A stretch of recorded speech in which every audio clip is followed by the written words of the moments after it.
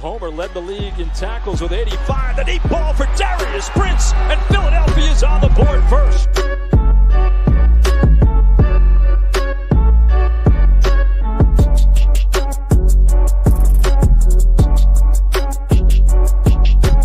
On the draw, this is Bryson Allen. And Allen weaving his way all the way down. All right, not sure what's going on with the intro, but we'll go ahead and jump right into the episode today. Thank you, everybody who's joining us right now to talk some indoor football. Of course, as always, we're going to cover some IFL, some AF1, some NAL, and then also we got a bit of an AIF news that we'll touch on a little bit later.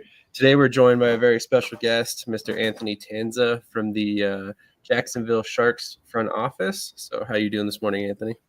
What's going on, guys? Thank you for having me on, man. I appreciate the opportunity. I'm a big fan of what you guys do. I want to thank my Lord and Savior, Jesus Christ. Without the Father, the Son, and the Holy Spirit, none of this is possible. So, ready to get into it. Love it. TJ, man, how you doing this morning? I'm doing good, man. There was a couple good games on last night, and, I'm ready to talk about them. Very nice. Very nice. Well, we will kind of rewind a little bit. We're going to rewind to week one, talk about the Mass and Jacksonville game real quick, and kind of get Mr. Tanza's thoughts on that game first and foremost before we kind of move on. So, without further ado, we'll just kind of jump into it right there. And here's Krish to join us just in time. How's it going, Krish? I'm doing okay. I'm trying to recover, but we'll be fine. We'll be fine. There you go. It'll be all right, man. Remember, man, it's a talented big boys team. don't cry. At least not publicly. So, yeah, anyway, we'll go ahead and get into this past game right in time. Like I said, Krish, we're gonna jump into the week one recap of the Jacksonville and Massachusetts games because obviously we have a Massachusetts fan and a Jacksonville player personnel executive. So always interesting mix there. Let me pull up the game stats real quick. But, first and foremost, this kind of started off as a back and forth affair.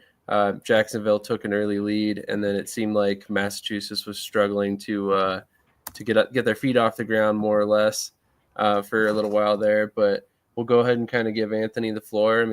What was the atmosphere like down there in Mass when you guys came in?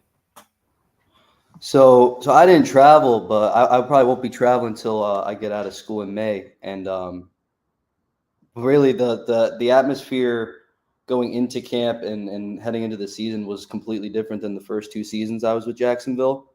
We're a lot further than I've ever really seen this early in the season, especially with the youth that we have. So when you see all these guys flying around, everybody as one unit flying to the ball, looking for the ball, that really just goes to these guys' effort and Coach Clay and Coach Robinson and Coach Gibson and the staff really pushing onto these guys to be disciplined around the ball. Definitely can agree. TJ, you got any questions for Anthony? Oh, yeah. What got you into football, specifically arena football, and wanted you to kind of pursue a player personnel career? Yeah, so growing up, kind of just playing youth ball, high school ball, really fell in love with the game. And once I got to school, kind of took my time, find my footing, and really kind of fell back in love with it and wanted to work in sports. Didn't know exactly what yet, and just searching internships and doing as much research. And I remember, like, as a kid, my parents used to have season tickets to the Sharks. Hey, look, pro football, why not? So reached out to a bunch of different people, still had no responses. Finally got a response from the head coach early into the season 2023 with the NAL. Hey, would love to have you come in, help out, set up the field, film practice, help the trainer, help equipment, whatever is needed to be done. So really just learning the operation first. And once I kind of got the operation and was filming, you learn the most through film. And that's when it really picked up on me. Like, man, these guys are pretty good level of talent. Like, this is much better than what I expected too. And the more you get with the coaching staff and the more you learn about the evaluation and recruiting process, you fall in love with it. And once I got to FAU, it was kind of a ball rolling of, yeah, this is what I want to do in terms of recruiting, scouting, and personnel. What's it like working with Coach Gibson? I mean, he's one of the best in the game, no matter what league you're talking about. So, I mean, it's got to be a privilege. Oh, it's a privilege, man. It's a quick learning curve. He moves very fast, for sure. If there's anything to know about Coach Gibson, he's moving very quick. He's always on the ball, so he keeps you like that as well. Yeah, he's a good leader for sure. Definitely. Krish, do you have any questions? Yeah, I think my big question for you is like when you're evaluating talent, right? What's the single most important metric you look at? Like 40 time, broad jump. What's the most important thing to you? To me, it's how your tape looks. I know, like in this league, you don't have as many resources as you would have at a Division I FBS program or the NFL. So you don't have all these services to help you find film. But going out and watching film, we cast a wide net, so reaching out to as many people as possible. And if you can't find film, asking for their film, giving them an opportunity just to get evaluated. And you're looking for traits, really. Stats are nice, production's nice, but really what you could see on the tape and how that can translate to the next level is what we're looking for. Out of curiosity, how big of a factor is the off-field stuff? Like, I mean, are you guys an organization that's okay with like giving second chances to players who've had, legal issues and stuff like that? Or is it a situation where you're looking for guys who are clean cut, never really been down that path before, and kind of, for lack of a better term, guys that you can kind of count on not being malcontents? Yeah, so that was actually a big thing that we wanted to improve upon this season compared to last season, is we really went in depth with player interviews and really getting to know what makes them tick, what it is about them that makes them love football and who they are as a person. As far as like people getting in trouble, nobody is judged by their past, and I'm 100% a believer in second chances. And as long as you do the right research as far as who they are, and you really know, like, all right, they messed up and they really learned, and it was years ago, like, all right, we can work on that second chance. And that's we've been able to do that. So I love that. Krish, you got another question for him? No? Okay, well then I'll go ahead and ask this one, and hopefully I apologize in advance, Krish, but how did it end up being that Jimmy Robinson is now playing for the Jacksonville Sharks? I got to give that one to Coach Gibson. Yeah, he recruited the heck out of Jimmy, constantly on phone calls, and he got pretty creative. So I'm not sure if you guys watched our team show Shark Bites, but Coach Gibson kind of gave the story. When we played Mass at home, Jimmy must have had a whole squad of people come. It was crazy the amount of people that came for Jimmy, right? So Coach Gibson got creative and looked into the tickets and who came for the game, and we found Jimmy's mom and her number. Coach Gibson decided to reach out, and Jimmy's mom was nice enough to get us in contact with Jimmy. So we were able to make that work. So it was a cool story for sure. That is awesome. I mean, honestly, I've heard of coaches going to some lengths to try and get a hold of a guy, but to search down ticket information and then get somebody's mother involved, that's next level. I love that. Mm-hmm. Thank you. TJ, do you have? Oh, never mind.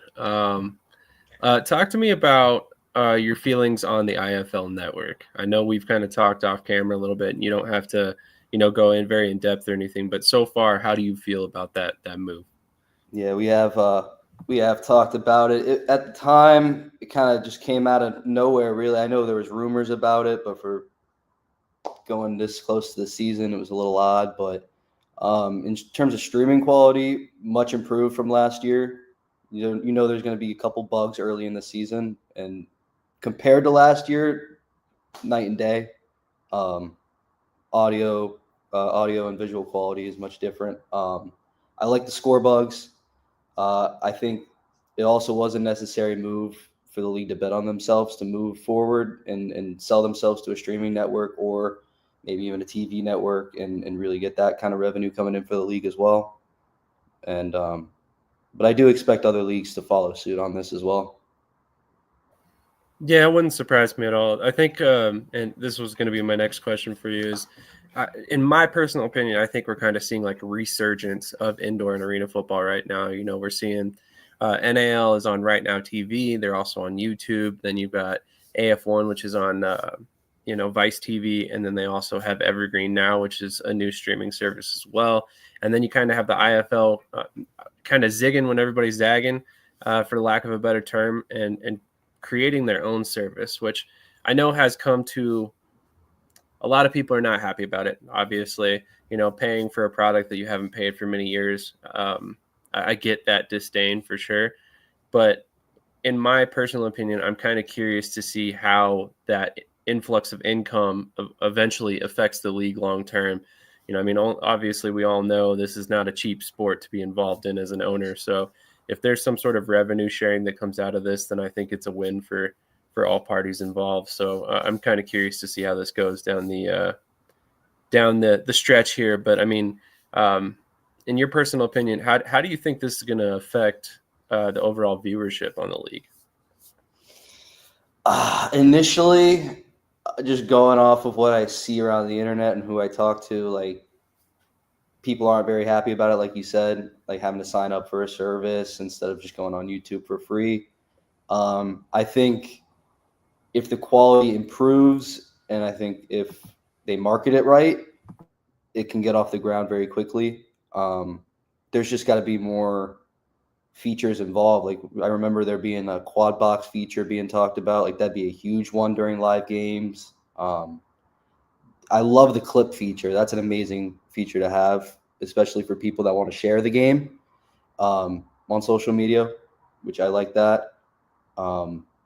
Just adding more features, marketing it right, I think will bring people to the product. Having that paywall does have people a little scared to join, but that comes with a premium product. So completely agree. Honestly, I've been impressed so far how it's looked and kind of felt, it's with the new streaming service, it's always a question mark on how it's going to look and come across to fans. So I know there's been some issues. I'm not going to lie. It hasn't been perfect, but at the same time, they're learning, they're kind of adapting. But I heard, and maybe you can kind of confirm this, that I heard that team commercials will be coming here quickly to where they can kind of run some of their sponsor commercials and get a little bit more effect on the revenue streams as far as that side of things as well. Yeah, I wouldn't have a exact answer for you, but after watching the past few games over the past couple weeks, you can see some of the local sponsors in there and other team commercials. But I hope that'd be really cool. More marketing and sponsorship money for the other teams too. Exactly. Out of curiosity, when it comes to selling a guy on coming to sign with the Jacksonville Sharks, how does that IFL network factor in? Does it factor in at all? The network, not necessarily, but having film, absolutely. That's definitely the one thing you need. Like I said with you guys in my evaluation process, film is everything. More than production or what somebody can say about a guy to me, I want to see your film. So for a lot of these guys, they're looking for an opportunity to put on film to move up to the UFL, CFL, NFL, and that's really the sell. Yeah, I can bring up the state of Florida and Jacksonville and this, that, and you'll be by the beach. But at the end of the day, you don't want to be by the beach. You want to be winning a Super Bowl or winning a Grey Cup or winning a UFL championship. I love that point. And I would say geographically, you definitely have some things on your side there as far as getting players down there. Oh, yeah, for sure. And that came with the experience with FAU, exactly, like winning in Paradise and being 1 mile by the beach was pretty cool just to have as an easy sell to recruits too. Definitely. If you don't mind, tell us a little bit about your time at FAU. Yeah, absolutely. So with the Herman staff, I was a student assistant in the personnel room, worked on the 2025 and 2026 recruiting classes, as well as a little bit of the portal, doing pro day, doing official visits, unofficial visits, game day stuff, some personnel meetings, getting to show off some of the class to the staff. It's been really nice to see a lot of those guys get offered and to see some of those guys get recruited. And they're going in a really, really good direction with Kitley now too. They brought in a really good team for sure. Definitely. Love to hear it. So you were just telling us off camera something that I personally think is a genius move for any arena football team or indoor football team. And that's that you guys have partnered with, it was the University of North Florida, correct? Yes, the UNF Ospreys. So our new owner that came late in the season last year, he is actually an alumni for them. And always had this thought in my head, and we've always tossed around the idea, but never thought it actually come to fruition. And once it was pitched to the university, they were all about it. So we're going to have sort of like an alter ego night where we're going to be known as the UNF Ospreys. We're going to have the band come. We're going to have the students come out and tailgate. It's going to be a college game day atmosphere against the Mass Pirates. That is going to be so cool to watch. I definitely will have to tune in for that game. I can't imagine like a full band for an IFL game. So that's going to be inside. Really cool. Yeah, that's going to be booming. I honestly think that's a genius idea. And whoever, I don't know who's to, give credit for on that idea or how it all came about, but all parties involved should be proud of that one because I think it's going to be a really cool atmosphere to kind of see. And I'm not even a big college football fan, but to give them a team to root for in the professional ranks is kind of a unique atmosphere in general. So that's going to be cool to see. Yeah, definitely. Got to thank the owners for that one. They did a good job. Great job. I would agree. TJ, any other thoughts, questions you want to get in before we send Anthony on his way here in a bit? I just think that promotion's an awesome idea. The best indoor and arena teams are very community minded. Jacksonville obviously known for that, but just taking it the next step further and collaborating with a university that's local is just awesome. It should be a really, really cool experience that week. Yeah, I saw those jerseys too. They look sick. They're pretty cool. They're the UNF colors. I'm not going to try and spoil too much, but they're like the UNF colors, but there's hints of sharks in there. That's awesome. Yeah. I remember when I was with the Steelhawks, we did a couple different, uniforms, but because they were one-offs, we would auction them off after the game. Yep. Is that something that you guys are planning on doing as well? Yep. We do the same thing. We do about 3 or 4 alter ego nights a season. So like a Star Wars night. I remember we did Hawaiian jerseys, Superman jerseys. They come up different theme nights. I love the Star Wars one. I think that was it last year or 2023? Oh, we've done the Star Wars one past couple years. We're doing another one this year too. Oh, very nice. Mm-hmm. I love that. That was such an interesting adaptation of Star Wars, so I'm a little bit of a nerd, so I got a kick out of that for sure. But I'm going to ask you a question, and please don't take any offense to this when I ask, but do you have any idea what's going on with the rosters and the stats? No, I do not. I wish I knew because I'd like to know just as much as you. Honestly, unlike our league, to be into week 2 and the day after week 2 started and still have no statistics or official rosters posted except for on social media, but it is what it is. We make do, figure it out. I honestly wonder, and I'm not trying to make excuses for the league or anything here. I honestly wonder if it's not involved with the fact that they switched the streaming service. I know I'm not super technical, but I know there are some leagues that have it auto-populate right straight from the streaming service, and I'm not sure how that all works, to be completely honest, but I'm kind of wondering if that's tied in somehow. It could be. With our coaches film, we work with Snipback now, which is a new service that we're working with the league, so it could, maybe. I don't see that being too much of an issue with the streaming and the rosters, if anything, but it could. Like I said, it is what it is. We have to make do with it, and and figure out every roster as we go. You guys, as well as other media outlets, do a really good job with keeping up with those, which I highly appreciate. Absolutely, we try. On that note, how's the new film service you guys are using, Snipback, working out for you guys so far? It's good. It's new for me just because working with the AI and tagging and putting in as much info as you can. I'm just waiting for it to learn and finally put it in for us. Continuing to learn. It's a lot different than what we had with VidSwap or even like Huddle with we had in high school or even like especially what we had at FAU with Catapult, which a lot of the other pro teams use. So just learning all the different streaming services always gets or film services gets a little harder as you pick up a new one. I can only imagine. I mean, I wasn't even aware of Catapult, but obviously everybody's heard of Huddle and VidSwap. So yeah, Catapult's more like a software on the computers. So a lot of the bigger like NFL, a lot of the NFL, CFL, and FBS programs use Catapult. It's like a Thundercloud, Exos, a bunch of different names they'll call it, but it's the same service. Gotcha. One more question for you, and then we'll let you continue on with your day outside of this show. I'm curious, how do you feel the East Division is stacking up so far? I mean, there's a lot of tough teams.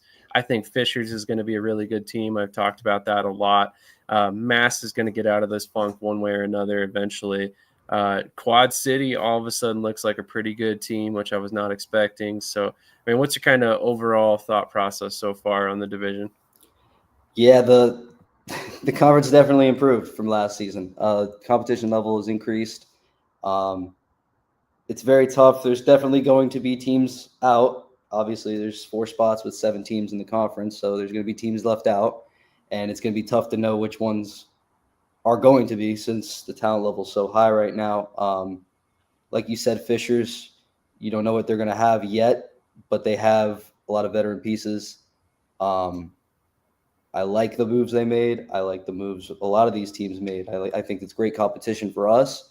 It's great for our guys to have good competition on film to put on to other leagues. So can't complain about that. One more question, then I swear I'll let you get out of here. And this one, if you want to pass on it, feel free. I don't want you to necessarily get in hot water over this, but can you kind of elaborate on what went into the decision-making to let go of Kentrez Bell? I know that shocked a lot of people, me included. So I just thought that was something that might be interesting for fans to hear. So nothing against Kentrez, man. He did everything right. He did everything we asked of him. If we could keep him, we would. The issue was the roster limit, which kind of comes with everybody else. It was hard. It was hard to keep him with such a saturated skill room. Like we have a lot of talent in that room, and the competition level was very high, and it just ended up that somebody else won the job. That's kind of how it is in the business. Gotcha. Just to clarify, do you mean the veteran role? Not exactly the veteran role. The veteran role doesn't matter. If you check out our roster, we're not even close to the veteran max. It's just the competition level in camp was that high, if you know what I mean. Yeah, absolutely. Just like I said, kind of caught me off guard. I expected him to be one of the big assets for the team this year. So when that came out, I was like, I wonder what happened there. But I'm sure he'll latch on with somebody if he hasn't already. I have not. Oh, he will. I absolutely believe he'll get picked up. He deserves it. He's absolutely exceptional. Just the nature of the business. It is what it is. Agreed. Professional football at the end of the day. You got to do what's best for the team, even if it may seem a little crazy on the surface. Yeah. So, I mean, definitely understand that completely. Before you get out of here, is there anybody you want to shout out? Anybody you want to, kind of throw some kudos out there for? Yeah, I just want to shout out my family, shout out my parents, mom, dad, my brother Joe, my sister Ariana and Alexa, my girlfriend Gianna. Their support has meant the world to me. And yeah, thank you. Of course. Thank you for coming on. We really appreciate your time today, and would love to have you on again in the future when it's convenient for you. I know you got a lot going on with school and work and the Sharks as well. So whenever you have some time, we would love to have you back on. Yeah, absolutely. Feel free to reach out. Definitely. Something tells me we'll be talking a lot this season. Quite a bit. Yep. All righty. Well, have a great day, Anthony, and we'll catch you in the next episode. Thank you. You guys as well. It was nice meeting all of you. Absolutely. And best of luck man. next Good luck week. this season. Thank you. All right. Talk to you later. We're going to hit a quick commercial break, and then we'll come right back and start talking some NAL. Krish is still with us. He's got some stuff going on off camera that he's got to take care of as well.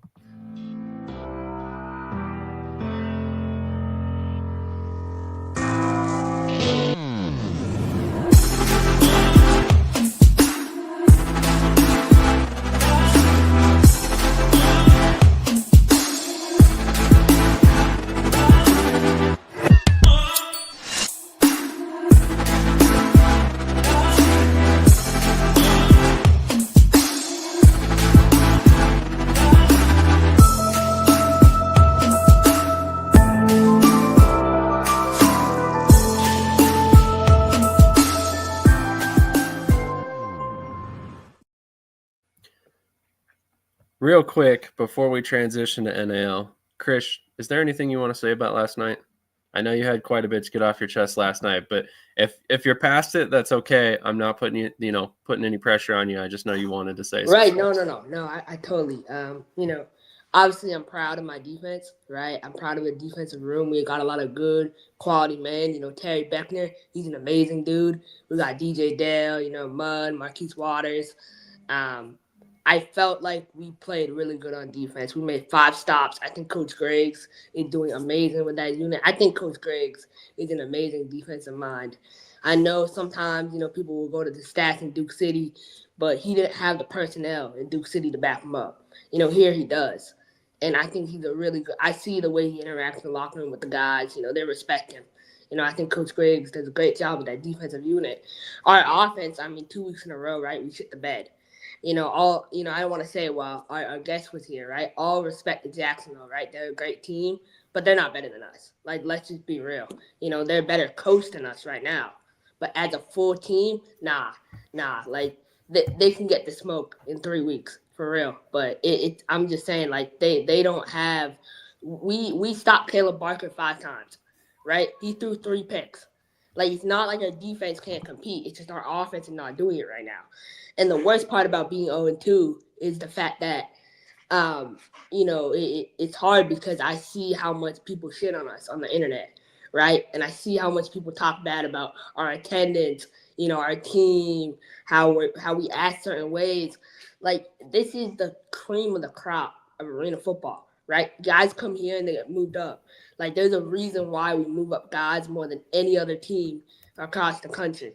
Like, I know, Southwest Kansas had a few guys, Albany had a few guys, cool, but you combine those 2 teams, double them, they don't even have the amount of guys we moved up, right? Because we move up guys consistently. And I just think, I think Jawad does an amazing job. I think people need to put respect on Jawad's name. He should win Executive of the Year every year because he does it the right way. And I think I know he's going to get it turned around. I know we're at a bad spot right now, and I know people can laugh at us, but laugh at us now and cry later. Like, that's my mentality because I really think we're going to come back after the bye. We're rejuvenated. We're making some changes in-house. I can't really speak on that right now, but I feel with these changes, I feel we're going to be great. I really do. I believe in my team. It's frustrating. It's really hard to be 0-2. I didn't sleep well last night. Like, I don't take losing really well, but I'm always going to be at the games, whether we're losing or winning. Like, I'm still going to be at every game. I find a way. I don't make excuses. I don't complain and say, oh, it's $30. I'm not paying for the IFL network, so I'm just going to look at the highlights on Twitter. Like, I don't do that sorry stuff. I watch all the games. I pay the money because it's a great product. I love the IFL. I love my team, and I think it's bigger than just one team, right? It's a league, and I think if you can support, like, I look at Quad City, I think they played a good game defensively. I really did. I think they played a great game defensively. I think we shot ourselves in the foot, but they took advantage of our, weak play calling, right? They did. Their defensive coordinator's 28. So I think they did a great job defensively. Offensively, that offense is not special. Like, I'm just going to be real. Like, the Daquan is amazing, but that offense, Nah, I don't want to hear any talk about how good that offense is. They did nothing special. Their rushing attack is not good. It's not good. Like, yeah, I don't know. It was so frustrating, but we'll be fine. I'm ready to take a week off and come back in 2 weeks, rejuvenated, and let's get ready to play Indy, man. I mean, we're ready. We got how many guys? Two traders on that team. So we have a coach and a player. So I'm excited to expose them in 2 weeks. Definitely going to be an interesting game. All right, moving on to a subject that will hopefully have you a little bit less fired up. What about that game last night by Carolina and Columbus? I mean, after watching Carolina get shut out last week, they went back and had to play the exact same team 2 weeks in a row. Always kind of a tough situation, especially when you're coming back from something like that, getting shut out. But they looked like a completely different team. And obviously we know that Vincent Espinoza has been let go. They transitioned over to James Summers as the quarterback, which I think was an interesting move. Obviously he's played a lot of other positions along the way as well, but a former quarterback in college. So, Krish, I know we're a big Cobras fan. Maybe not so much anymore, but I'm curious. What were your thoughts on this game? Now I'm a big Coach Negron fan, right? There's a difference. So I think Coach Negron being back, I think he makes a huge difference.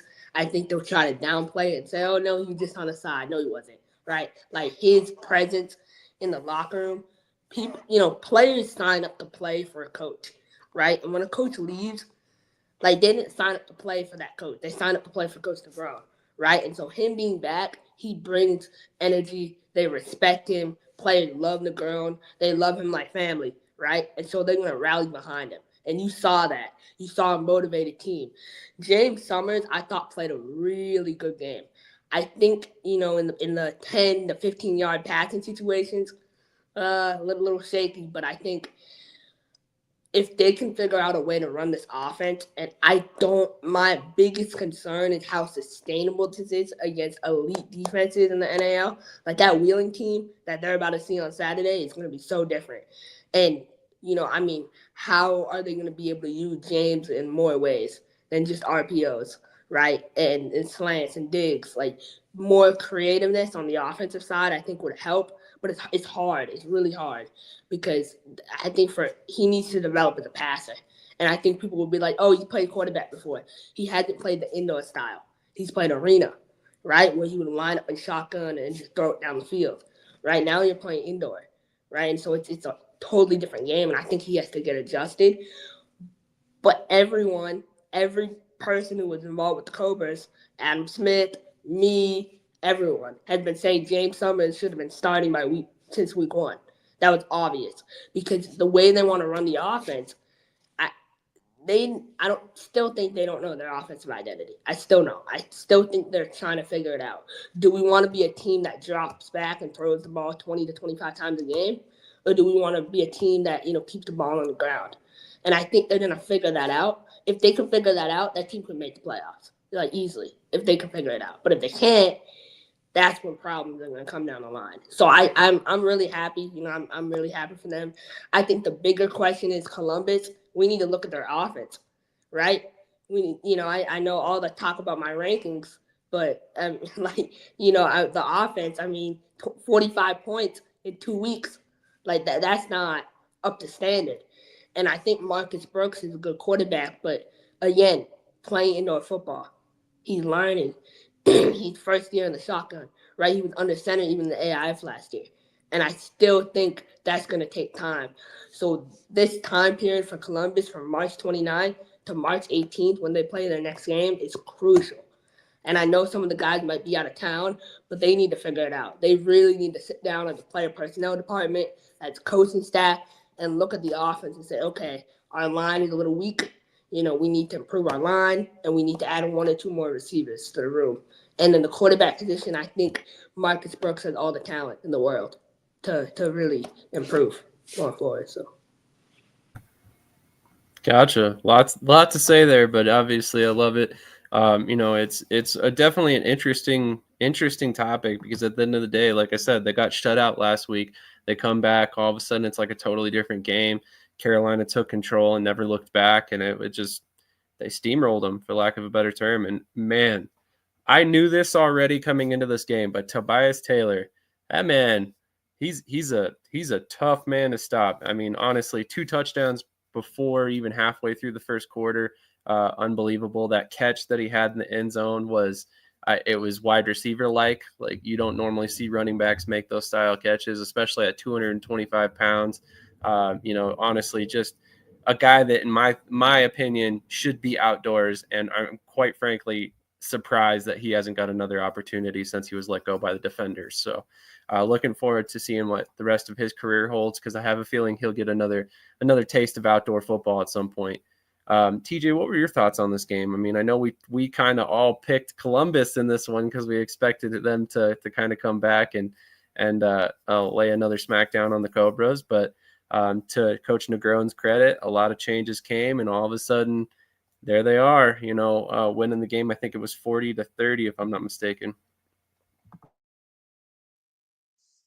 Yeah, before I get into that, I do just want to shout out a comment from earlier. Wookie, I totally caught that Bullet for My Valentine reference. That was awesome. But about the game last night, I will admit that if you would have asked me to bet my mortgage that the Lions were probably going to win again last night, I would have lost everything, because I thought there was no way that, back-to-back weeks, instant turnaround after the very, especially offensively, lackluster performance that they had. They were going to come back out and drop 40.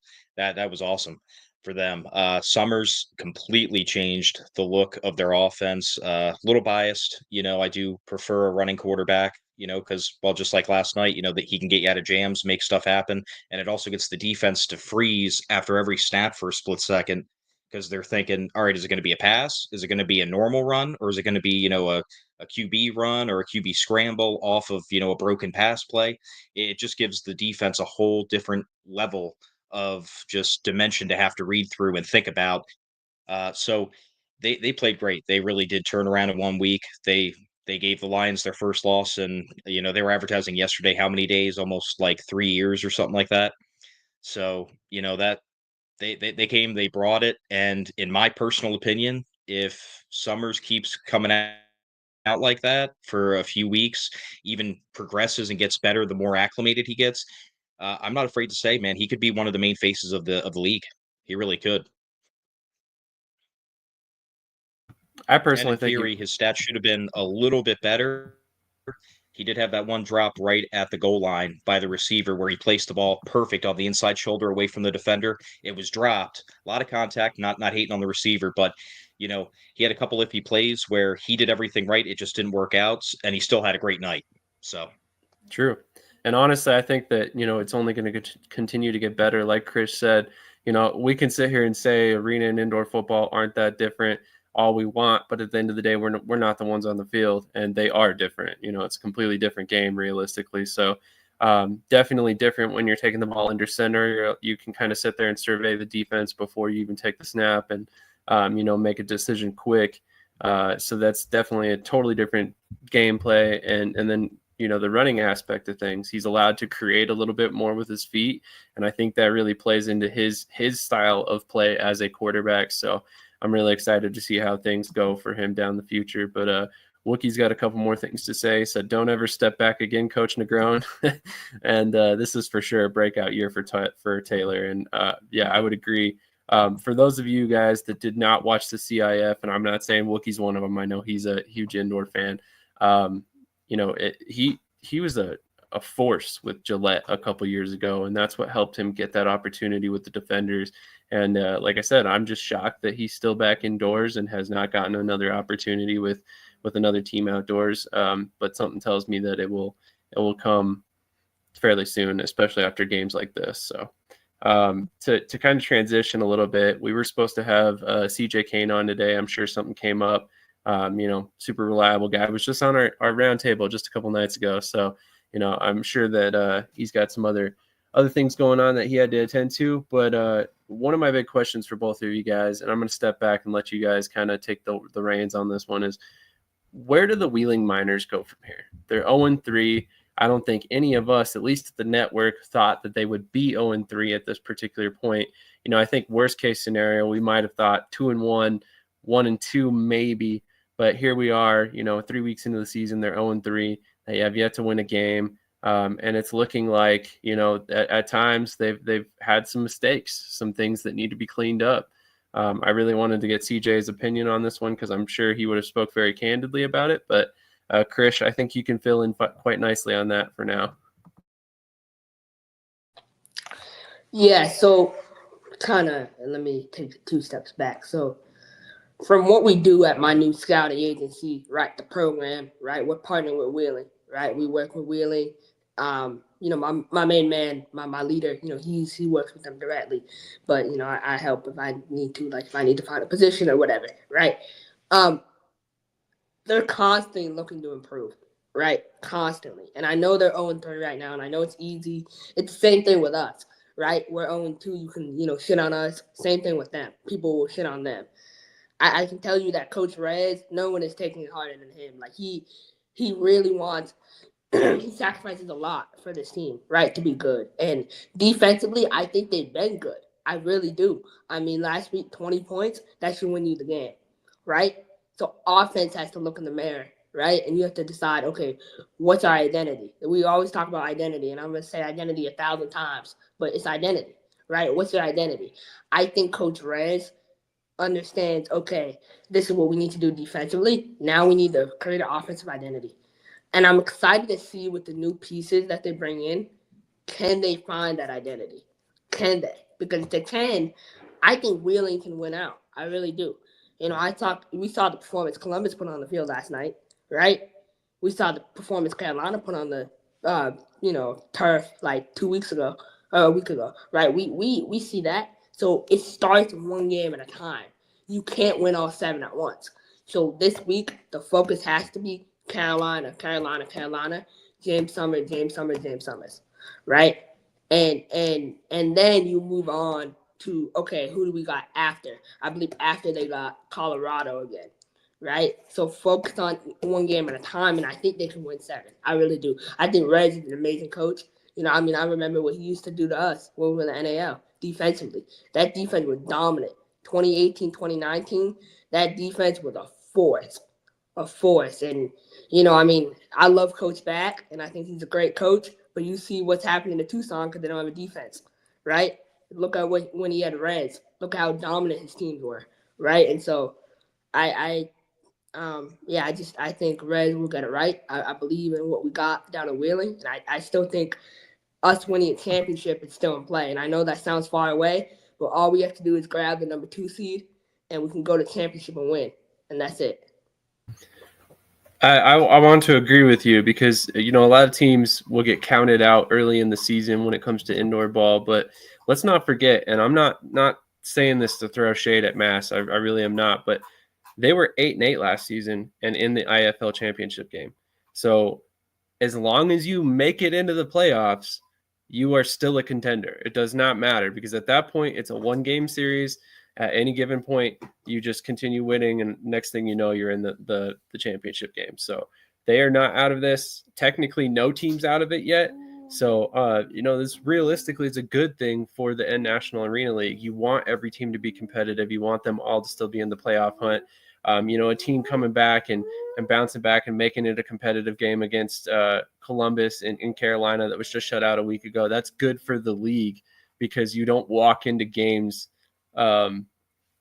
assuming that it's going to be a blowout victory either direction. There's some teams that you can obviously kind of bank on them winning almost every week, but at the same time, like there's some talent in this league. I know a lot of times, people want to talk about the AF1, they want to talk about the IFL. They don't ever seem to focus on the NA when it comes to talent, but there's a lot of talented players in this league. But let's transition over to TJ. TJ, what are your thoughts on Wheeling? I mean, you're a coach. You have a coach's eyes view. So I'm curious what you would do if this was your team. Well, I mean, defensively, like we've already touched upon, they're definitely trending in the right direction. You only give up, like Krish said, 20 points in a game, especially in arena football, or indoor football, you're supposed to win, point blank. Their main struggles for me are offensively. The quarterback play has not been up to the standard, in my opinion. They have, I believe seven interceptions thrown already through 3 games. Completion percentage average between 3 different quarterbacks who have had a stat this season in a regular season game is barely over 50%. So, for me, you really have to break it down and start off with, all right, is it the quarterbacks that we have, or, is it, protection? Because, you can have the best quarterback ever. I know firsthand, with Lehigh Valley, we had our quarterback there, did not do great. We did not win a single game. Brought him with us to Reading, and we went undefeated and won a championship because we had a much better offensive line. So is it protection? Is it, the play style? Are they, you know, uh, I'll say adapting to their quarterback strengths, or are they kind of just bringing out this, flat offense and saying, hey, you adjust to it? I don't think that's the case, but either way, you have to figure out, do we need to go get another quarterback? Do we need to maybe go out and get some competition for maybe even, the offensive line? Something, because it all starts, every team, starts at the lines, offense and defense. It's not exactly the what everyone looks for. It's not the flashy or, the skill players, everything else. They're often the forgotten men on the team. But if you don't have a good offensive line, your quarterback, your whole offense is going to struggle. I would start there and then work my way back.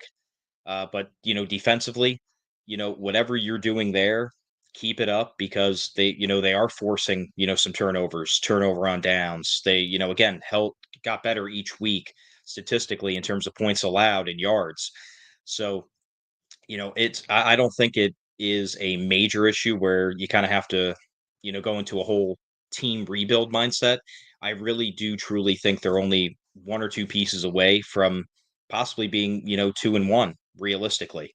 The Cobras are the only team that beat them by double digits. Other than that, they've been 1-score games. So they're close. They just have to stay the course and make the proper adjustments. That is fair. And speaking of adjustments, we're going to kind of transition over to some of the transactions that have come up as of late. There's definitely been some interesting moves as of late, so I wanted to highlight some of these, and I wanted to get your guys' opinion. One of them in particular that stands out to me, and I'm sure you guys will feel the same.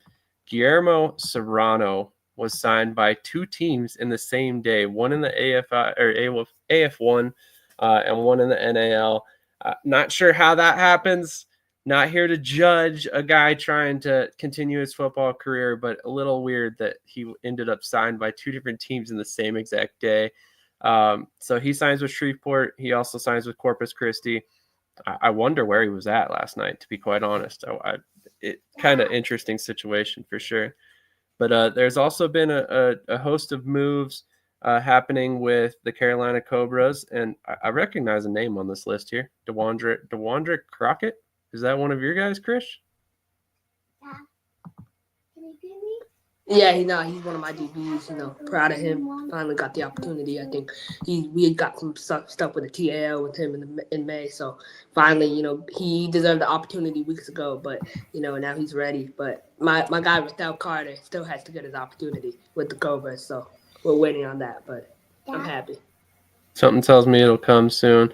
But some of the moves here at quarterback in particular really kind of interest me. Andre Sale jumps over to Colorado after previously being with the Billings Outlaws and the Orlando Predators. Obviously, we know what happened to Predators. He jumped over to Billings, was claimed on waivers, and then apparently comes to Colorado.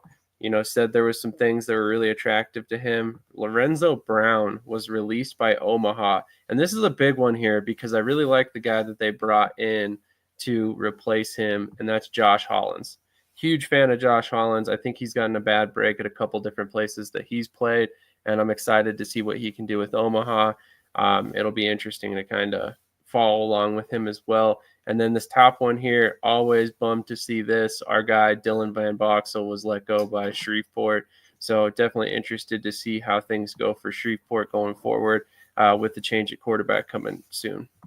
Any thoughts on anybody on this list from you guys? TJ, you got any thoughts on anybody? No, I'm proud of my other member, Josh, right, for getting this opportunity. We spoke about it, and, I feel it's the best decision for him to go to Omaha and continue, his professional career. He's a young kid. He's only 24, so he has a lot to give to this. He started playing when he was 21, and he has 3 years of professional experience. I think in his career, he's thrown, I want to say we taught 58 touchdowns and 10 picks. So he's really efficient. He's a really efficient quarterback. Another guy on my list, the kicker from Alabama. That's another one I got to Shreveport too. I sent him to Coach Hampton, and Coach liked his film, and so I went ahead and signed him. He can kick, and he runs a 4.4. So he plays receiver and kicks. He can kick 48 yards. So, and that was his last time kicking. So he's a very versatile. I'm excited for him. He's only 23. So he's a young kid too. And so, I'm just proud of all my members on the list, getting their opportunities that they deserve. And, even if I can play a small part in there, I think it's very rewarding for me to see guys like Josh. Josh was the first player I ever got signed somewhere. So when Josh was released by Wyoming, I sent him to Southwest Kansas back in the day, and he took over. And so, he's my first, I credit him for kind of getting my career and this stuff launched. So I'm happy for him for sure. Definitely always excited to see him go places. Very versatile player as well. I believe he's played some wide receiver, if I'm not mistaken. Yeah, when he was with Gillette, he played some receiver. Yeah. A lot of other interesting names on this list. Ponce de Leon back with Omaha. I think that was really only a matter of time. Taz Wilson, as you can see, was suspended by the league indefinitely. Definitely bummed to see that. I was kind of curious to see how he could do with this Omaha offense. And then this one right here, this one hurts. Chad Hall, placed on season-ending IR. For those of you guys that don't know the Chad Hall story, that guy returned to football for 2025 after basically suffering a career-ending injury in the college ranks. He had to step away from football for a while, get his body right before he could come back. He reached out to me last year before the season and was looking to kind of get back into the swing of things, and didn't really know much about the arena game at the time. I kind of, gave him a quick overview of everything. And then next thing I know, he's signed with Omaha. He's converting to defensive line. I mean, the dude's 6'4", 250 pounds. So perfect pass rusher size, played tight end previously, and was actually, I believe, recruited to Syracuse before an injury happened Northern Arizona, I guess.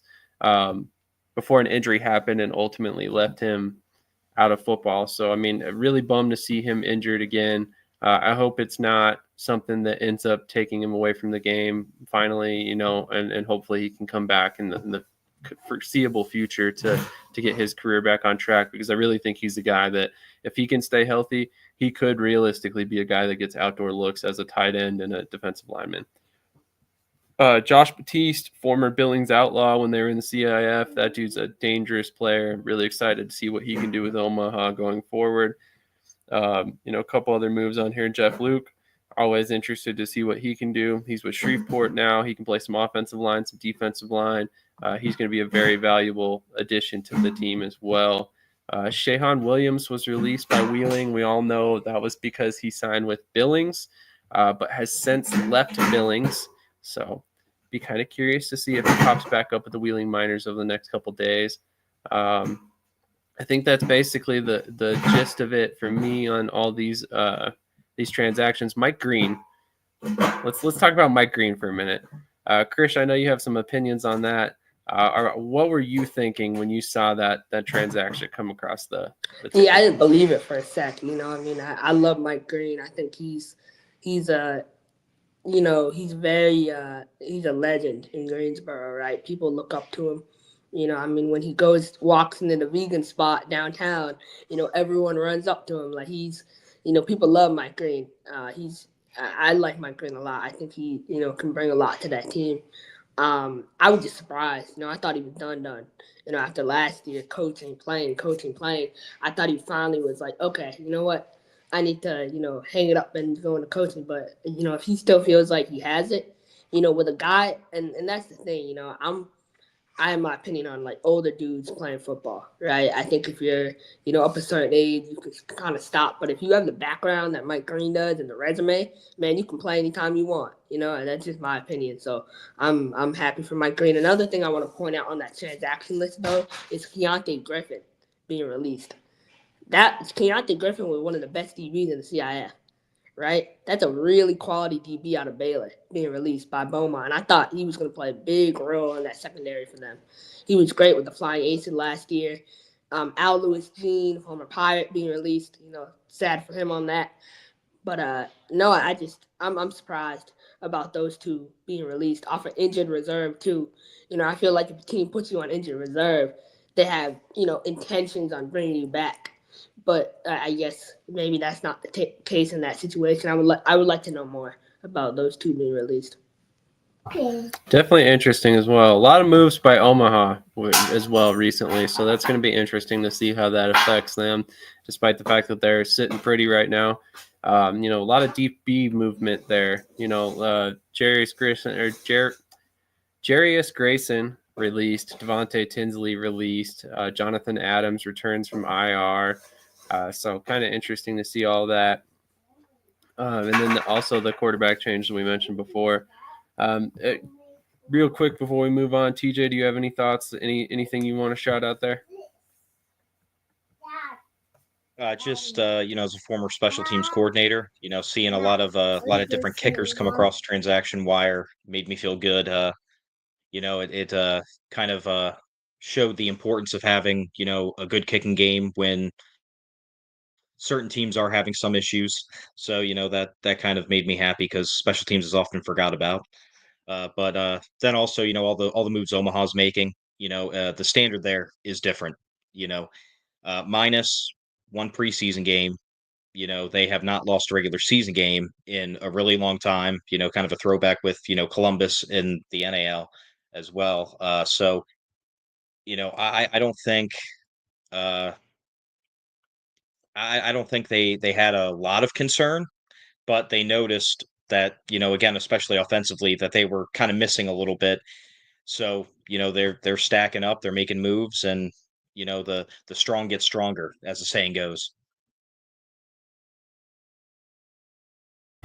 Yeah, it's kind of like when the Chiefs pick up a player that a lot of people didn't want, and all of a sudden he's a huge factor in their team. That's something tells me that's what a couple of these guys are going to be for the beef. But we're going to move on, take a quick commercial break once again, and then we're going to jump into a little bit of AIF news, which I think kind of hit a lot of people or caught a lot of people off guard. I actually kind of knew this was coming, but I think it's big news nonetheless. So definitely want to talk about that, and then we'll finish up with the AF one. Good luck, everyone here.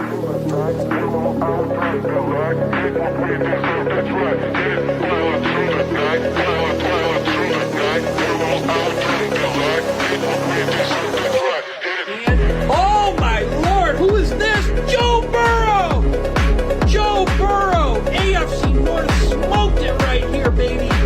Fanatics, authenticated Joe Burrow on the speed, incredible hit, going to Alpha Wolf. Congratulations, Alpha. You know what this thing is called?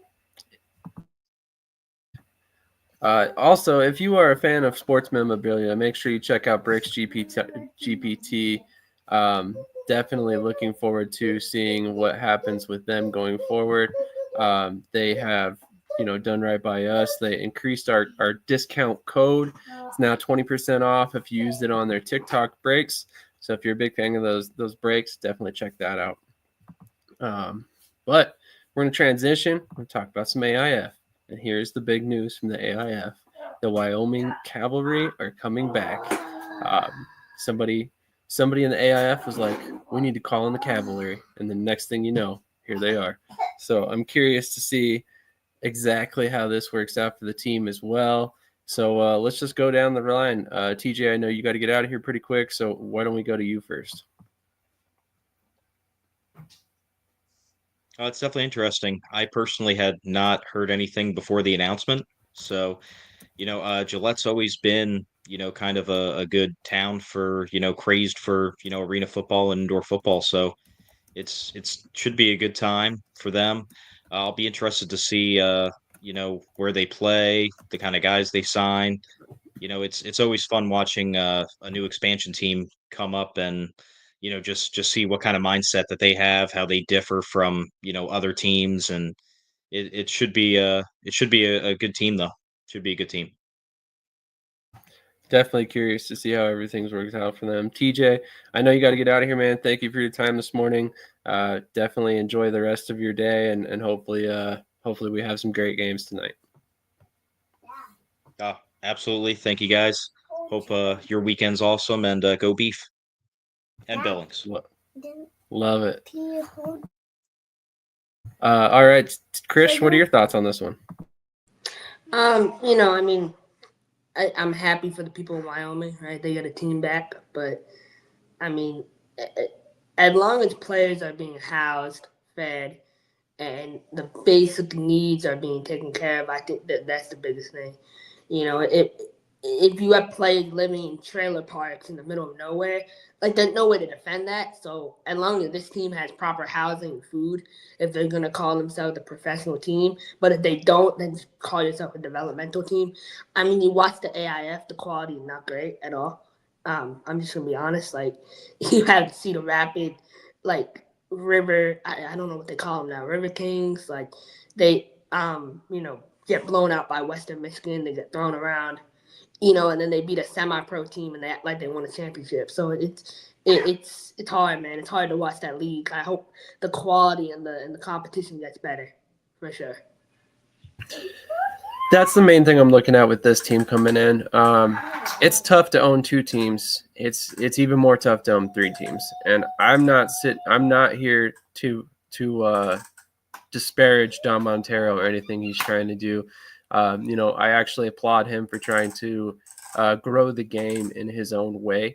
So I really do like the fact that we're bringing back the Cavalry. I am a little concerned. I don't want to say concerned. I mean, I'm concerned financially how he's going to keep all these teams running, of course. But I know that the AIF is not aiming to be the IFL. It's not aiming to be the NAL. It's not aiming to be the AF1. It is doing its own thing right now.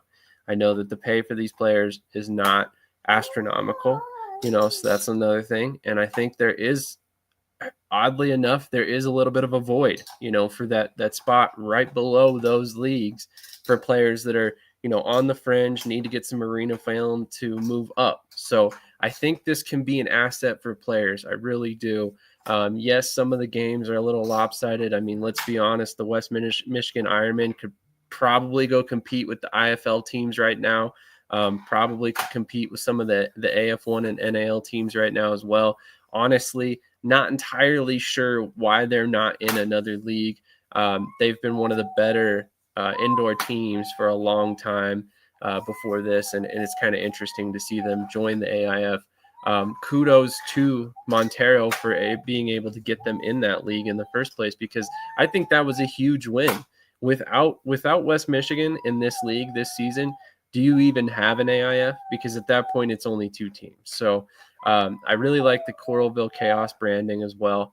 I really like that Chaos name. I think it's just awesome. It's unique. It's not something that we've seen a million times before. It's not a team that you're bringing back. So I think that was an awesome move by them. I haven't been following it extremely closely, in terms of everything, but I did watch, a couple of the games so far. I know that I think it was the West Michigan and Cedar Rapids, if I'm not mistaken, a couple weeks ago, they got 30,000 views on a game. That's unbelievable. And that was the Detroit Ravens in the West Michigan. Detroit are not affiliated with that league. You're right. That was the semi-pro team, correct? Yes. Gotcha. Well, I will say that Detroit Ravens team that played in that game, they had Tyler Kolka as quarterback, who's now in Nashville.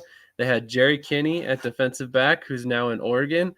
So a lot of talent on that team, semi-pro or not. They definitely had some good guys. So sometimes it's about location on the kind of players you can get when it comes to the semi-pro world. But excited to see what the Cavalry brings with them. I hope, if anything, AIF just continues to get better. And then real quick, we're going to hit a quick commercial break, and then we will come back and talk some AF1.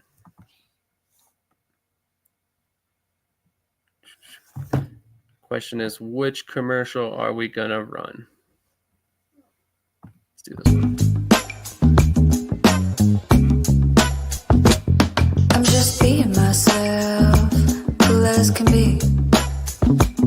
When I'm being myself, you wish you were me. It's so easy. Get out your own way. It's just so easy.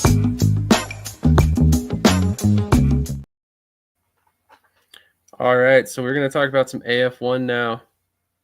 And there's a lot to talk about. A lot of moves recently. Oregon and Washington had a great game. They definitely ended differently than I expected, ended differently than a lot of people expected, to be quite frank. So interested to see how things move forward for Oregon. They basically made, I think, 10 total moves, over the past couple of days to kind of recycle their roster and try and get to the point where they're a little bit more competitive going into this game against Southwest Kansas in Kansas this weekend. So what are your thoughts? Let's go with the Oregon moves first.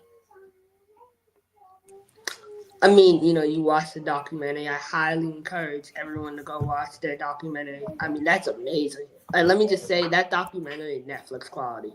Like, it's a really, really good. They released episode 2 on Wednesday night, and it kind of gives you a background of the culture Coach Jones is trying to build up in Oregon. I think it's hard, being a first-year team, being a first-year – I don't want to say first-year professional coach because he's coached professional before, but I think you understand what I'm trying to say. I think first year in that environment, right, I think it can be hard. It's hard for anyone. But I think they're trying to rush and they're trying to make moves and they're trying to find guys who fit. It's hard, though. I think, I'm really happy for my boy Jared Kinney, getting his opportunity to go back to Oregon. I think he's going to do great things there. He's a beast, right? He's a baller. But I just think, my boy Darren, DB, right, when he comes back from an injury, I believe he had 2 more weeks before he comes back. So when he comes back, that secondary gets a huge boost. But I was talking about that secondary yesterday, right? They have Darren Bowles from Kansas State, right, coming back. That's my boy. Then they have Javonte Haynes, who was a great player for Duluth last year, scheduled to play for Orlando. He actually made the final roster in Orlando. So he's a really talented player. Nicholas Brazel from Ole Miss. And then, Jared Kinney can play both ways. So I think that DB room is getting better. I really do. And I think that's the biggest issue. That D-line needs help. And I see they added Slimy. I know he played a couple places. I forgot where. Do you know where he played? I want to say he played in Tucson before. So I believe he's a good Iron Crew client. I think you're right. He's a good D lineman. But I'm hoping that we see a better version of Oregon this week. And I hope they can, I don't want to say I hope they finish the job per se, but I hope they keep the game competitive. And I hope, Coach State has that offense ready to play, all 4 quarters. So.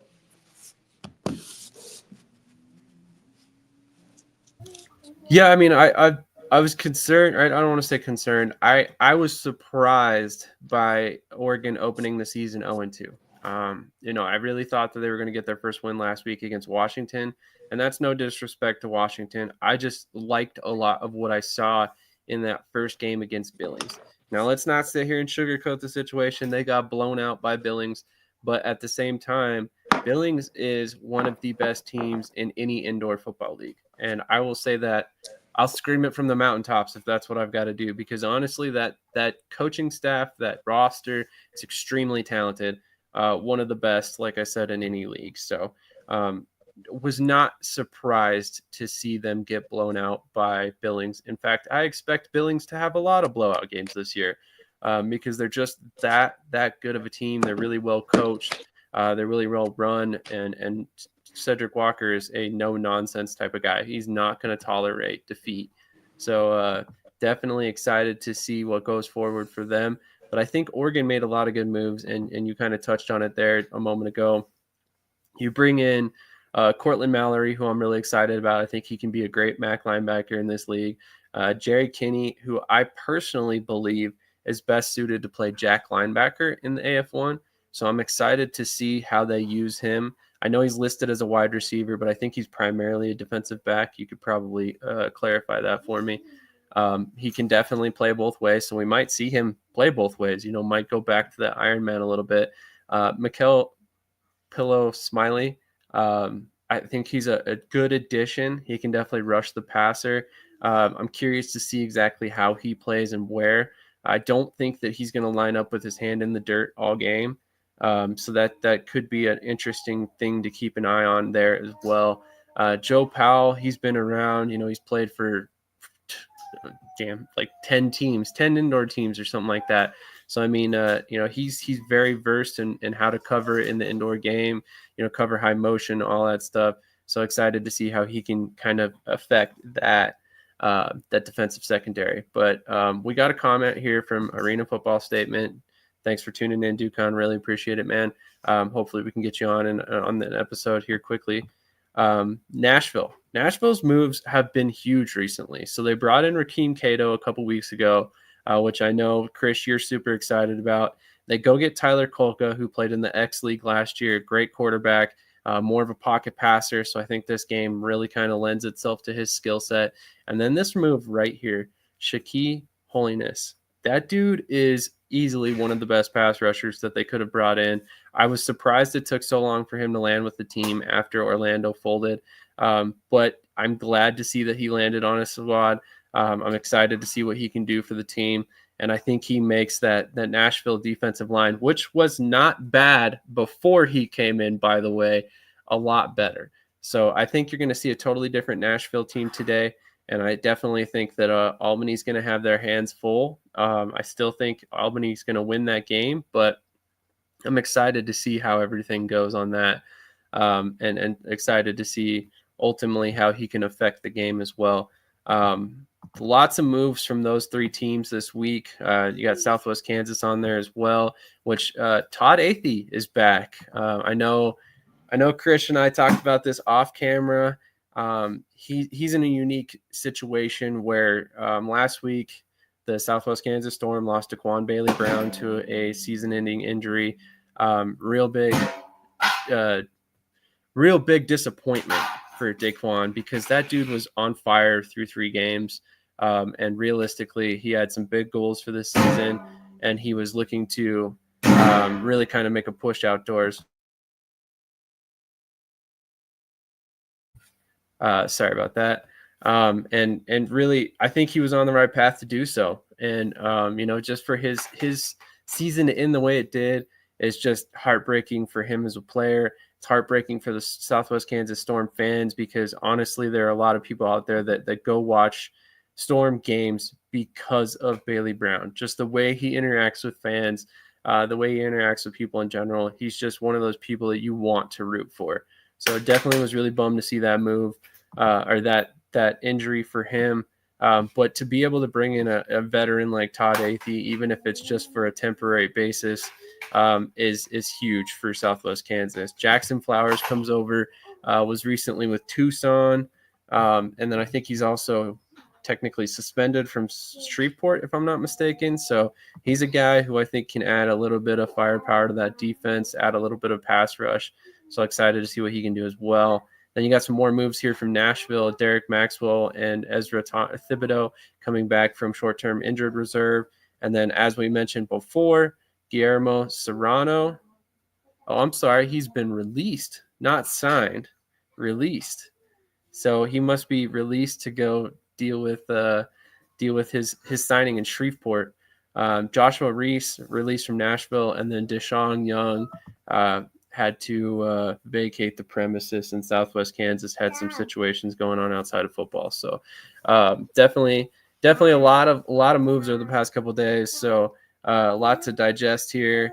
And then we got some big games coming up this weekend. So Krish, what game are you really looking to? If you were a fan of arena football, but you didn't know what we know about these teams, which game would you be watching? Nashville, Albany, two big market teams. If I didn't know, I think Nashville is going to have that place popping.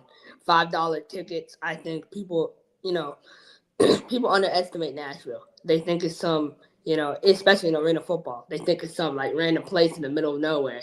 Nashville is one of the biggest cities in the country, right? It's lit. And I think the fans are going to go out and support it. And I encourage fans to go support it because that quarterback y'all got, Raheem Cato, he's one of the best in the sport. Raheem Cato is a really good quarterback. He might not have, 80 touchdown season, but he doesn't turn over the ball. Raheem hardly turns over the ball. I believe in 3 seasons, he's thrown like 10 picks over 3 seasons. He's really efficient. He's a really good quarterback. So I encourage everyone to tune into Nashville Albany tonight. I think that's going to be an amazing game for sure. I had a feeling you were going to go that direction. I also think that's going to be a really good game. I'm excited to see how that goes. But honestly, I don't think there's a bad game this weekend.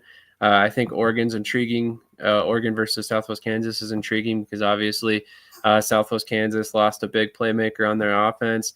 Oregon has brought in a bunch of different guys. They realistically could be a completely different team than what we saw a week ago. So, I'm excited to see how they can kind of rebound from their past couple games.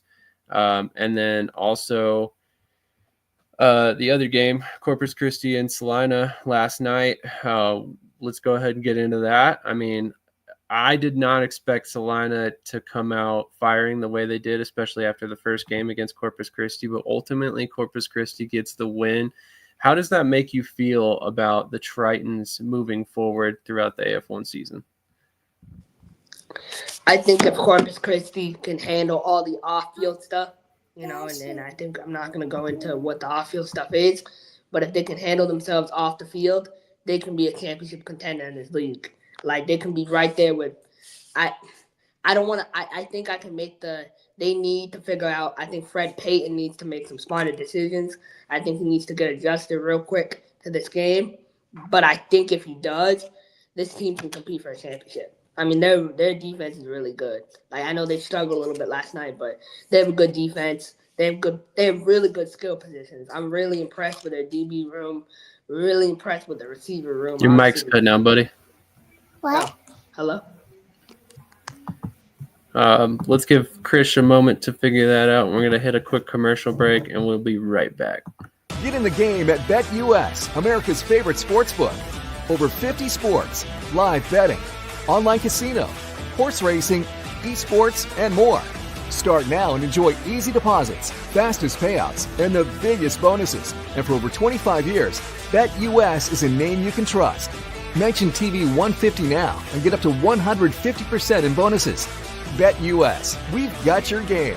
Call or visit BetUS.com now to join. All right, as Krish gets that figured out, let's see. Go ahead, buddy. We got this figured out? Is my mic good now? It sounds perfect to me. All right, good. So what I was saying is,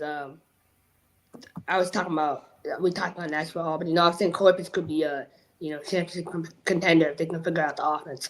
If the quarterback position specifically, I think Fred Payton looked improved last night, but if they can figure that out, I think they can contend for a championship for sure.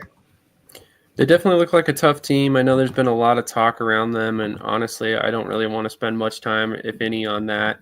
I hope the rumors that are going around aren't accurate. You never want to see guys go to a team counting on getting paid and then don't get paid. That's always a bad situation. And realistically, I would hate for that to be the actual case for anybody in Corpus Christi. There's a lot of good guys down there with that team, and honestly, just honestly sick of the negativity around any league for that matter. So really hoping that they can find a way to silence the doubters going forward. And I'm not obviously talking about people doubting them on the field because they've been one of the better teams in the league, but just one of those situations where you really hope that a lot of the rumors going around aren't accurate. Couple other subjects in the AF1 that I wanted to cover once I get back up to the thing here. The Ed Crouch effect in Washington.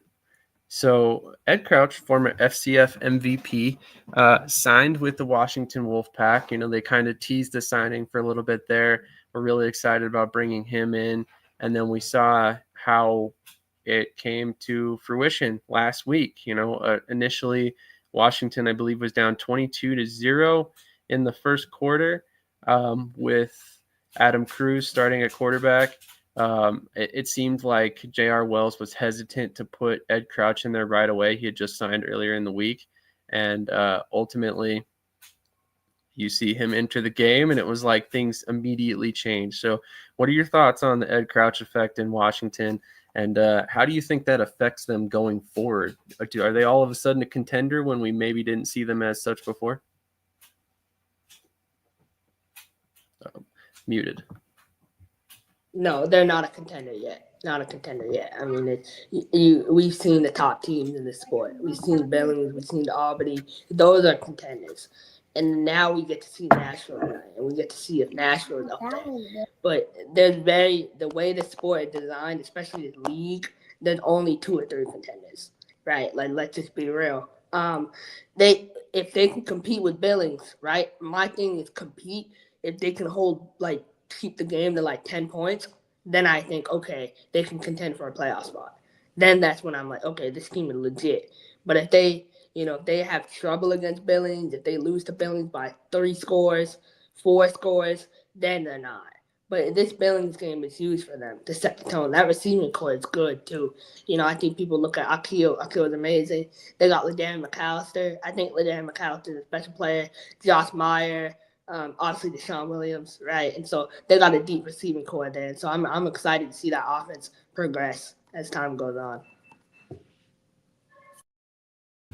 That is fair. That is definitely fair. So real quick, we're going to transition and kind of get into our picks on games this week. I just put all of our picks in the chat. If you want to play along with our indoor football pick 'em, feel free to throw your picks in the chat, and we will get them up on the docket that we've got going and make sure that we track everybody's record. You know, we do it weekly. So, I mean, if you want to tune in and kind of do that with us every week, feel free. You know, if you just want to happen to chime in when, you know, you have the time and join us, that's cool too. We'll go ahead and keep an eye on what you're doing regardless. But wanted to go ahead and get your picks and kind of discuss a little bit with what you had picked this week. And I'll just run down them real quick. You selected Mass, Green Bay, Northern Arizona, Bay Area, and Vegas. Can you kind of give us quick feelings on why you picked each team and what you saw in them that you thought would be the deciding factors in these games? Yeah, I think Nashville is going to have all the energy. You know, I feel like Coach Arbet, Coach Arbet's the best coach. I mean, you could make the argument he's one of the greatest coaches of all time, right? And I think Coach Arbet is going to have a really hard time starting 0-2. And I don't think that's an option for him. I think that team is motivated. They signed Lance Evans, Jordan Gandy, Trey Long. That receiving core is dirty. That offensive line with Derek Ziegler coming back is huge. I think as a team, that team is really, really good. I think that team can really compete for, potential. I would say that team can compete for, Nashville can compete for a championship. I really do. I think they have a great team. Shaki, obviously, we talked about. I'm excited to see that team tonight. I believe they can win. I really do. I think they have all the momentum. One of the other games I want to go to is Colorado and Sioux City. I picked Colorado to win. I don't know if that was on the list, but Colorado, I think this is the biggest, I've told people this. I think this is the biggest game in Fred Shaw's coaching career. One of the biggest games to affect his legacy. I know that sounds real over the top for the third game of the season, but it's the first game in Denver, right? First game in the capital city. I really think with a new quarterback, Andre Sale is the real deal. He was a real deal in Tulsa. He's a really good quarterback. He doesn't turn over the ball. very much. So I think he's special, and I think he can lead. In the NAL, I think he can dissect defenses and become one of the best quarterbacks in the league. And I think now with a passing quarterback that can throw the ball more than 5 yards, I think they'll be able to get new ball involved, and I think it'll be good. Bay Area, just because of their defense, I think Malik and the offense are going to look better with San Antonio, but I think the defense is for Bay Area, it's just going to be too much for San Antonio. And I think San Antonio's defense is going to kind of wear out this week. Vegas, I think Vegas is a great team. I think they can beat San Diego. I think San Diego is right there, but I think Vegas is just, their defense is too tough. But yeah, those are just really, my picks. I know it's week one. Technically week one. I think I'm excited. I think Arizona will wipe the floor with Tucson. I really think Arizona is about to destroy Tucson. That's my opinion. I think when I say destroy, I mean like 2 to 3 scores. So I'm excited for this week for sure. Definitely agree. There's a lot of good games this upcoming weekend, and a total of, I believe, credit to Luke Miller who counted this all. I believe there's 16 professional football games, not counting leagues overseas, this upcoming week or this weekend. So we saw, I think, 4 of them go on last night: 2 IFL, 1 NAL, and 1 AF1. So that's always an interesting night. We also had a UFL game last night that was arguably the least exciting game out of all 5 of those.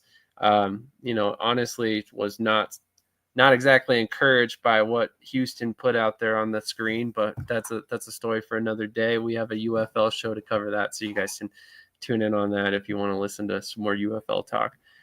As far as the picks that I put in, I'm not looking so hot so far. As far as the AF1, I picked Albany, Southwest Kansas, and Corpus Christi. That game last night was a lot closer than I expected, just based on the first meeting between Corpus Christi and Salina. Good on Coach O for kind of cleaning up the situation there a little bit and coming out a little bit more competitive. I also picked Colorado, due in part to Andre Sale coming in, which I want to touch on that for just a little bit. How big of a departure could you have from Aaron Aiken? You go from a guy who rushes for 7 touchdowns a couple weeks ago to bringing in Andre Sale, who's one of the better pocket passers in any of these indoor leagues. And it's going to be interesting to see how the offense transitions. And I would be curious to see if there's some sort of 2 quarterback system we see here. If you can bring in Aaron Aiken and destroy a team on the ground with his legs and then switch real quick and bring in Andre Sale, who's just going to dissect the defense, I really am excited about that. I'm curious to see how that all works out. I'm curious to see the first crowd for Colorado at the Coliseum. I used to work at that venue, actually. I think it's a great venue for indoor football. I'm a little curious to see how much walk-up ticket sales they get just based on it being in Denver. It's not exactly centrally located, but at the same point, it's maybe a 10-15 minute walk from 16th Street Mall, which is like the big hangout spot in downtown Denver. So I'm hoping that they get a lot of walk-up traffic and casual fans coming in and supporting the team. That could go a really long way for Colorado's longevity in this league and just indoor football in general. So Omaha, I picked them again. I just think that, they're in it to win it every week. It doesn't matter the opponent. I also picked Columbus. So obviously did not get that one right. In the IFL, I selected Mass, Green Bay, Arizona, Bay Area, Fisher's Freight, and Vegas. I know a lot of people are shying away from picking Fisher's Freight in their first ever game. I am not shying away. I personally think they have one of the best rosters in the league. I'm really excited to see how it comes together for the team.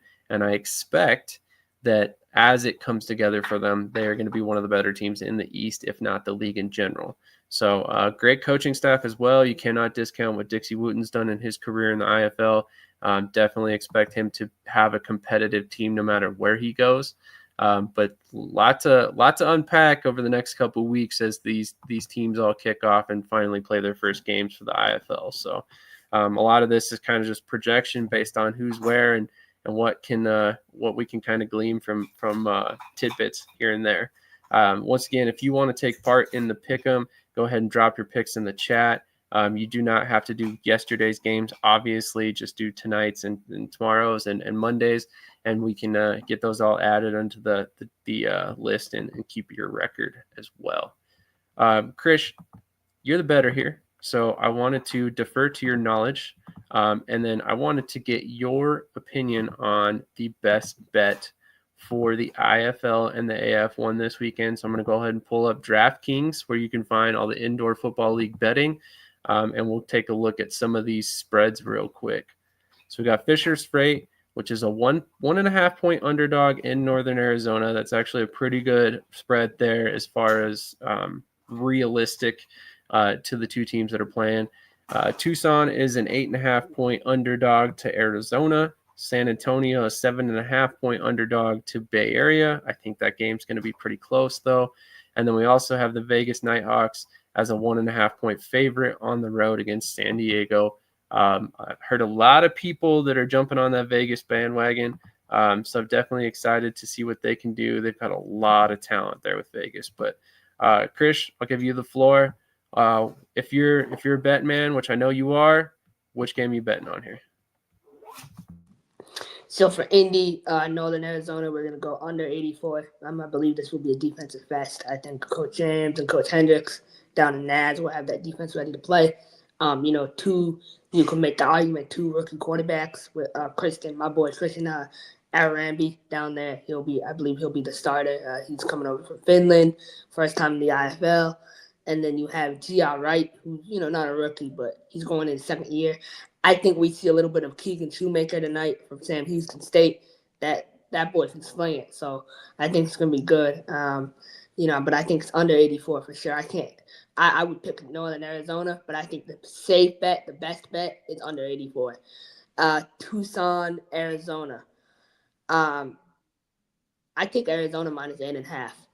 I'm really sold on this Arizona team. I know they've had some, key departures. I think our boy Jalen Bass is ready to play. I think he's going to be huge on that D-line. He made a 25-man roster. And I don't think Tucson has a rushing attack. I really don't. I don't think Tucson has an impressive D-line at all. I know my boy Anson is going to get on me about that, but he'll see it week 6 when he gets the smoke. I think Arizona's minus 8.5 is an easy bet. I would bet my house on Arizona minus 8.5. That's how easy it is. San Antonio 7.5 underdogs. It's so disrespectful to Coach Fuller. I plus 7.5. I think Malik is gonna people don't understand. Malik is coming back to the indoor game. He hasn't played football in a year. In an actual game setting, he's getting adjusted. I think Malik is gonna have the offense ready to go. But I think San Antonio plus 7.5 is a safe bet. Vegas and San Diego over 84. That's gonna be points. I think that's going to be 84 is too low. I could see it going to the hundreds. I think it's going to be a really score fest, but I got Vegas winning this game. I think Vegas is a better team than they were last year. On paper, they're a better team than they were last year, and that says a lot about how Evan and Coach Davis and all them up there built the team. I'm really sold on Vegas. I think they're a championship contender for sure, no doubt. So I got Vegas winning, and I got over 84. So those are my bets. Kind of from a sharp perspective.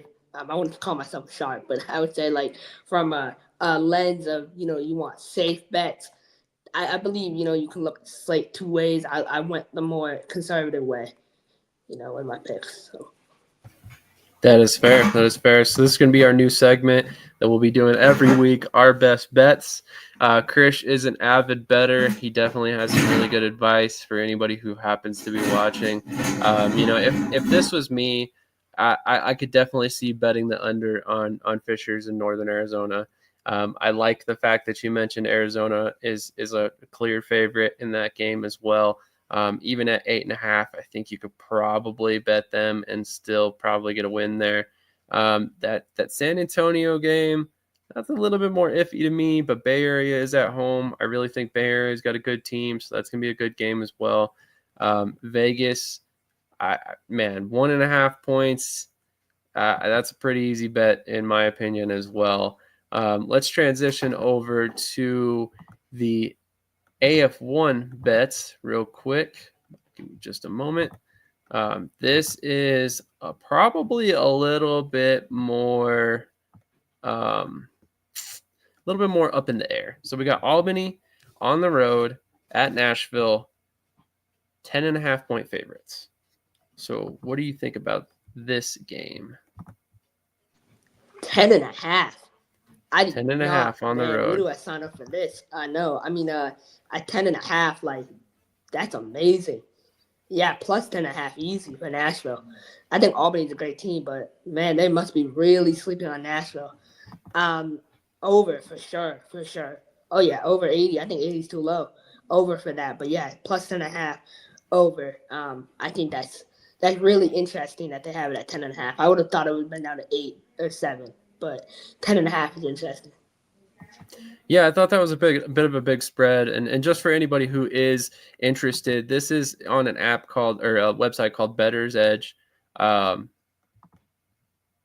It's interesting. It's not a traditional betting site. It's a peer-to-peer betting site. So essentially you place a bet, and if it is not picked up by an opposing bettor, your bet will just expire and you will not ultimately win. So I know that's kind of confused some people in that thought process, but this is it's a peer-to-peer, like I said. So if there's not a corresponding bet, there will be no way to win the game. So that would probably be our best bet here this week. Take Nashville as the 10.5 point underdogs, and then definitely take the over for 80 points. I mean, Albany damn near scored 80 points last week by themselves.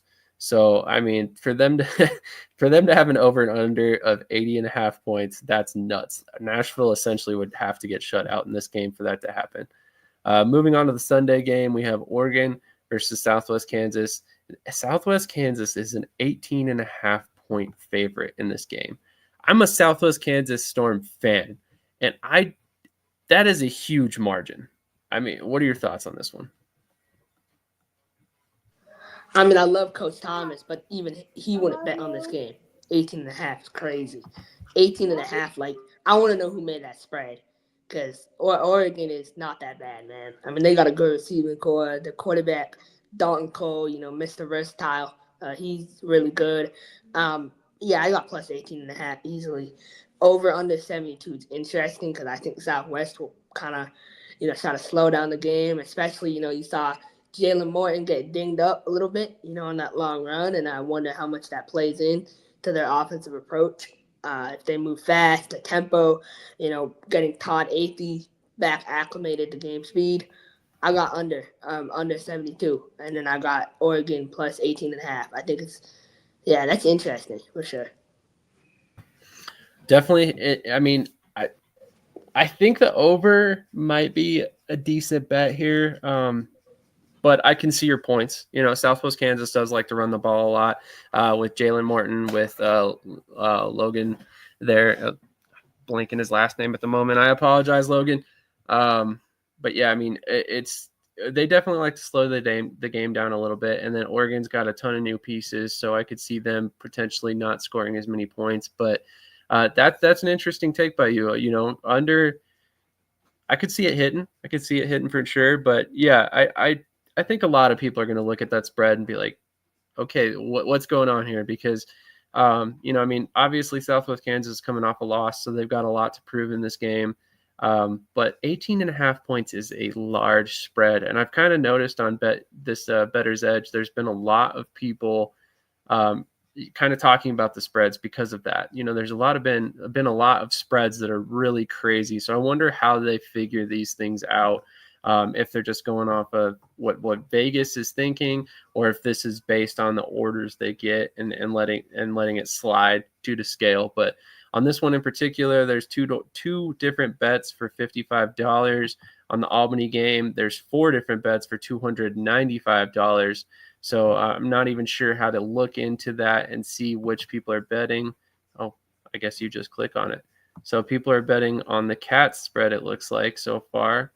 $10 to win 21. So definitely might be a good bet there. And then let's go back over to the Southwest Kansas game. And then you've got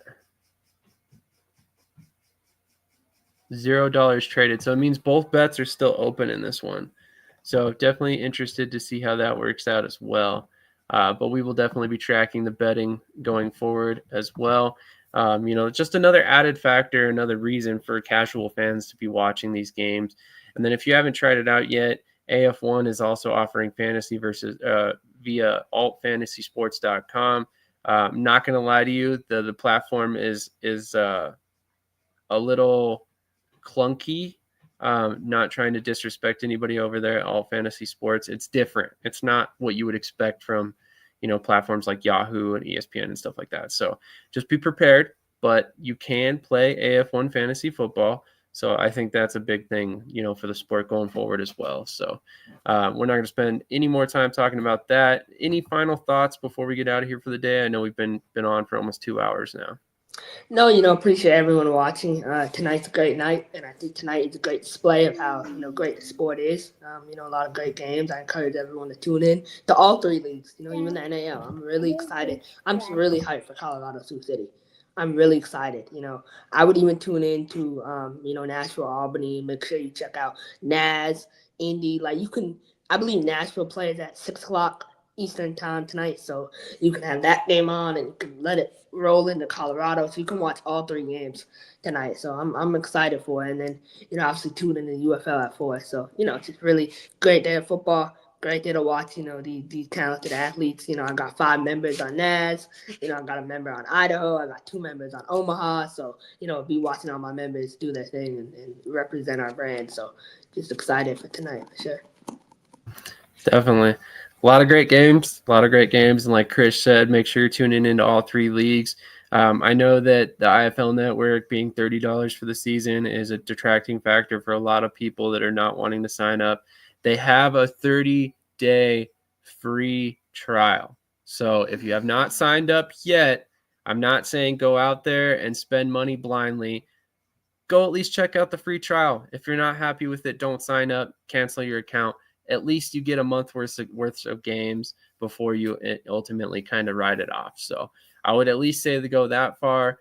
It's worth it.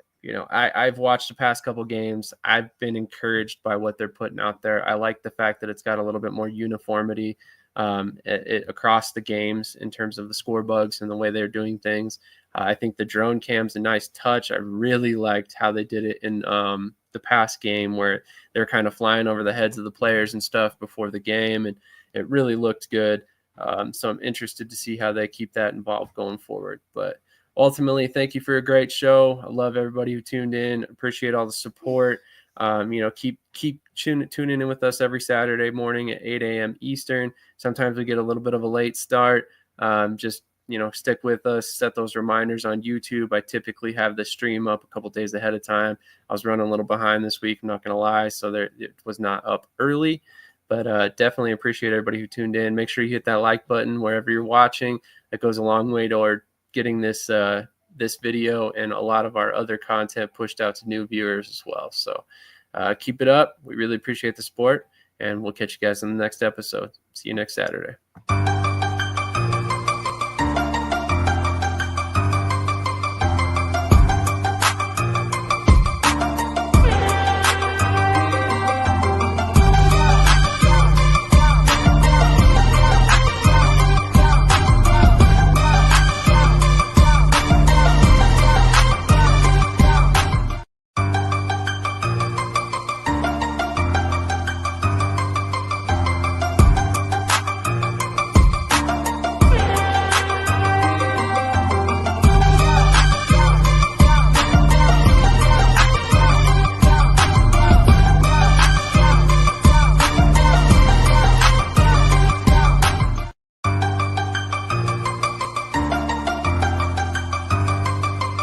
I'm a game changer. I'm a game changer. I'm a game changer.